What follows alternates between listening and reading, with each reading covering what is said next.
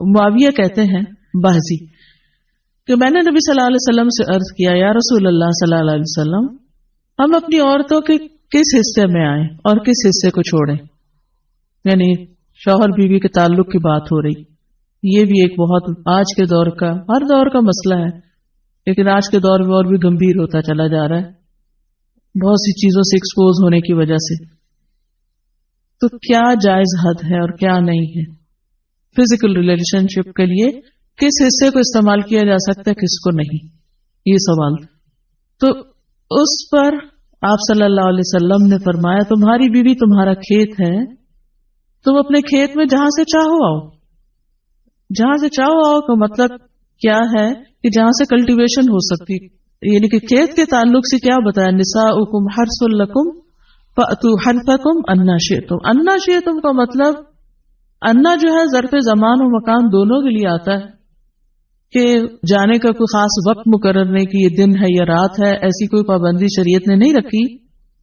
اور اسی طرح جب کھیت کہہ کے بیوی کو بتایا گیا تو اس میں اس کی یعنی کہ اس کی قدر و قیمت اور اس کی حفاظت اور اس کی سرسبزی اور خوشحالی اور وہ ساری چیزیں اپنی جگہ ہیں. پلس یہ بہت ہی حکمت کی بات ہے کہ کھیت میں کچھ اگ جب ہی سکتا ہے جب اس میں بیج ڈالا جائے.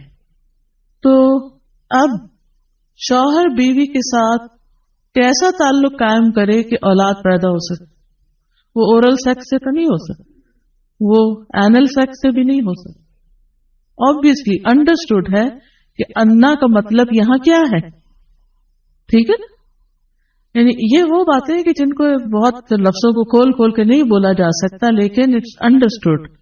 تو آپ نے کہا جہاں سے چاہو یعنی کوئی رکاوٹ نہیں ممانعت نہیں. اس کا یہ مطلب نہیں کہ ناجائز حدود فلان کے کہو کہ اس کی بھی ممانعت نہیں.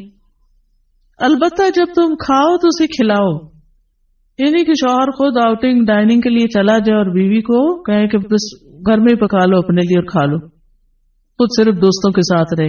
دس از ناٹ رائٹ. بیوی کو بھی لے کے جائیں اور ساس بھی بہو کو جانے دے.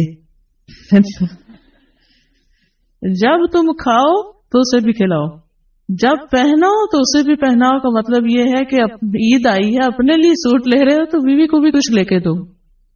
یہ ہے ایکوالٹی ایک طرح سے.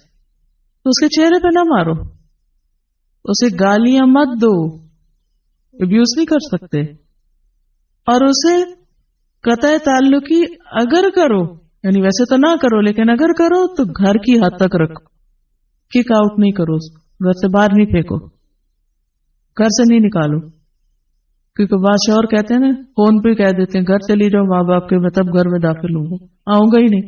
یہ غلط ہے ایسے نہیں کرنا چاہیے.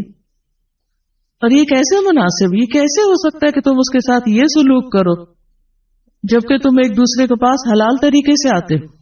یعنی تمہارا ایک جائز تعلق ہے اور پھر تم اس تعلق کو اس طرح خراب کرو. تو بیوی کو مارنے سے متعلق جو قرآن اور حدیث کی روشنی میں جو حکم ہے وہ سامنے. پھر اسی طرح غلام کو مارنے کی ممانعت نوکر کو غلام کو اس کو بھی نہیں مارنا چاہیے. ابو مسعود بدری سے روایت ہے کہ میں اپنے غلام کو کوڑے کے ساتھ مار رہا تھا کہ میں نے اپنے پیچھے سے آواز سنی اے ابو مسعود جان لو اور میں غصے کی وجہ سے آواز سمجھ نہ سکا یعنی ایسے مار رہا تھا کہ مجھے نہیں سمجھ آئے گی کس نے پکارا مجھے. جب وہ میرے قریب ہوئے تو وہ رسول اللہ صلی اللہ علیہ وسلم تھے اور آپ فرما رہے تھے جان لو ابو مسعود جان لو ابو مسعود. کہتے ہیں میں نے اپنے ہاتھ سے کوڑا پھینک دیا تو آپ نے فرمایا جان لو ابو مسعود یعنی آپ بار بار فرما رہے تھے اللہ تم پر زیادہ قدرت رکھتا ہے تمہاری اس غلام پر قدرت سے یعنی جتنا تم اس غلام پہ قدرت رکھتے ہو اللہ اس سے زیادہ تم پہ قدرت رکھتا ہے یعنی تمہیں مارے گا. کہتے ہیں کہ میں نے عرض کیا اللہ کے رسول صلی اللہ علیہ وسلم میں اس کے بعد کبھی غلام کو نہیں ماروں گا. اور بعض روایت میں آتا ہے کہ انہوں نے آزاد کر دیا. ابو عمر زازان سے روایت ہے کہتے ہیں کہ ہم لوگ ابن عمر کے پاس تھے انہوں نے اپنے غلام کو بلایا جسے انہوں نے مارا تھا. انہوں نے اس کی پیٹھ کھول کر دیکھی کہا کیا تمہیں تکلیف ہو رہی ہے اس نے کہا نہیں. اس کے بعد ابن عمر نے غلام کو آزاد کر دیا اور ایک تنکا زمین سے اٹھایا اور کہا کہ مجھے اس کا اتنا بھی اجر نہیں ملے گا جتنا اس تنکے کا وزن ہے۔ میں نے کہا ابو عبد الرحمن آپ ایسے کیوں کہہ رہے ہیں؟ انہوں نے کہا کہ میں نے رسول اللہ صلی اللہ علیہ وسلم کو فرماتے ہوئے سنا، جو شخص اپنے غلام کو بے قصور یعنی حد شرعی کے علاوہ مارے یا اس کے چہرے پہ تمانچہ مارے تو اس کا کفارہ ہی کہ اسے آزاد کر دی، کفارہ ہے، اس آزادی کا ثواب کوئی نہیں تن کے برابر بھی۔ یعنی بعض اوقات تم سمجھتے ہیں بڑی نیکی کی لیکن اس میں تو چھوٹ بھی جائے تو وہ بھی بہت بڑی بات۔ صحابہ کرام جو تھے وہ خاص طور پر اس سے محتاط رہتے اور غلاموں سے درگزر کرتے تھے۔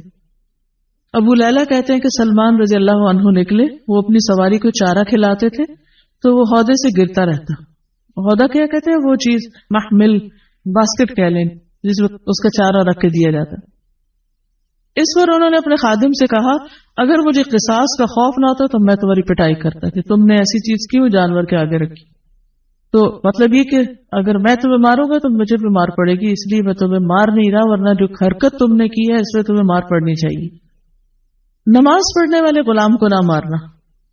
ابو امامہ سے روایت ہے کہ رسول اللہ صلی اللہ علیہ وسلم خیبر سے واپس آئے تو آپ کے پاس 2 غلام تھے۔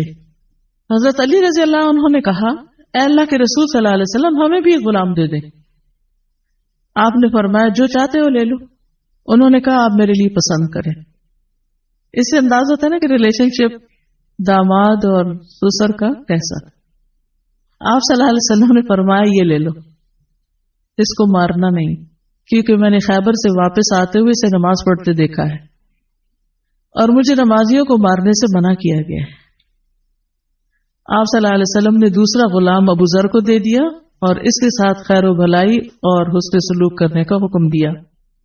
پھر ایک دن پوچھا ابو ذر میں نے جو تمہیں غلام دیا تھا اس کا کیا حال ہے؟ انہوں نے کہا آپ نے مجھے اس کے ساتھ خیر و بھلائی کرنے کا حکم دیا تھا تو میں نے اسے آزاد کر دیا۔ کہ میں وہ خیر و بھلائی کر نہیں سکوں گا تو بہتر ہے کہ میں